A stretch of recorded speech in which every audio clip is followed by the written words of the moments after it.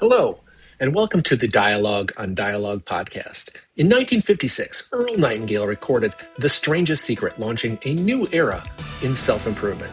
Over his lifetime, he created thousands of radio and audio programs exploring success, purpose, and meaning. This project is my personal reflection on those ideas, what they meant then, and how they apply now, as I work to put them into practice and invite you to come along for the ride. Episode 29, Problems and Attitude. As Earl Nightingale reminds us, people don't need to be educated nearly as much as they need to be reminded.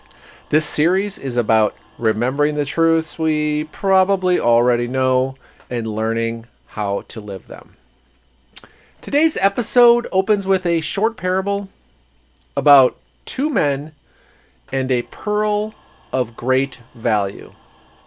The first man is working in the fields when he unexpectedly discovers this incredibly valuable pearl. He sells everything he owns to buy the land and secure the pearl. The second man searches his entire life for this same rare pearl.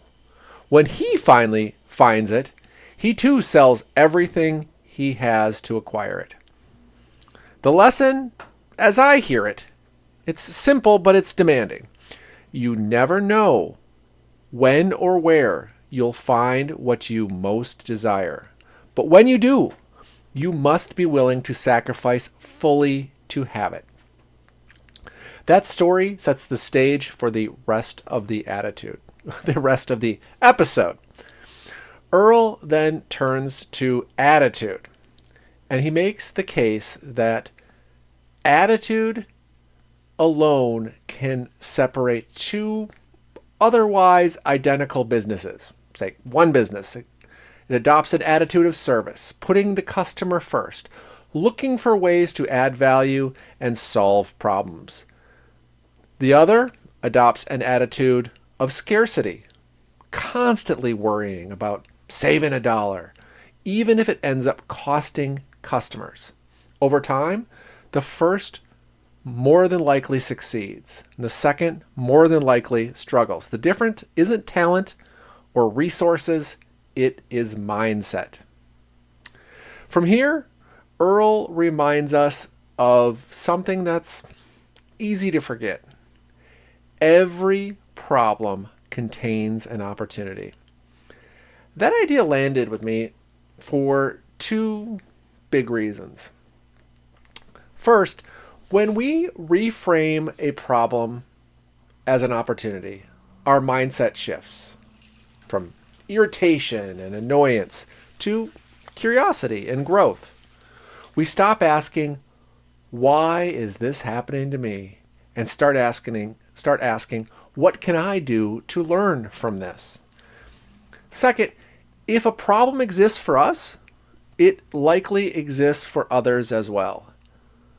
And if we can find a solution or even a meaningful improvement, we may be able to help many other people. That is how new opportunities are born. Earl then addresses a familiar hesitation. Now is not a good time. He's blunt about it.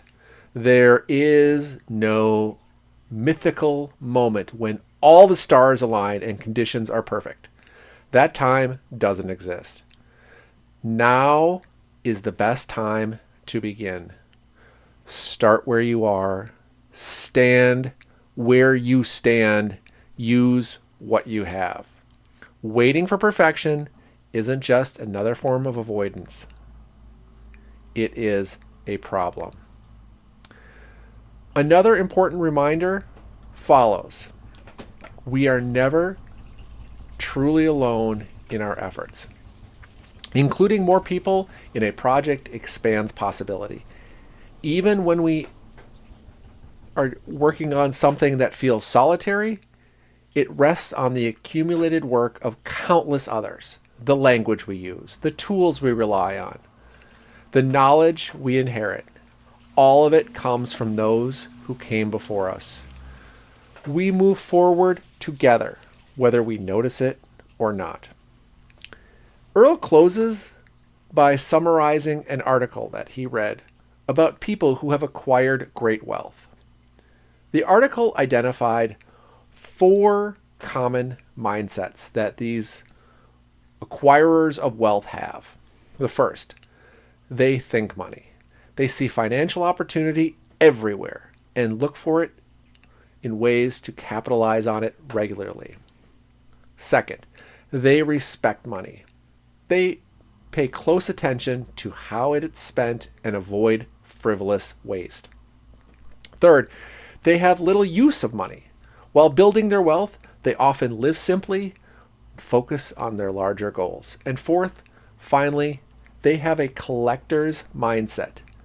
They accumulate money deliberately and part with it carefully, always looking to grow what they have.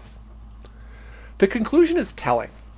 Those who control great wealth do so by thinking about opportunity and acting consistently. Or as Earl never lets us forget, we become what we think about. So episode 29 leaves me with these reminders. Attitude shapes outcomes.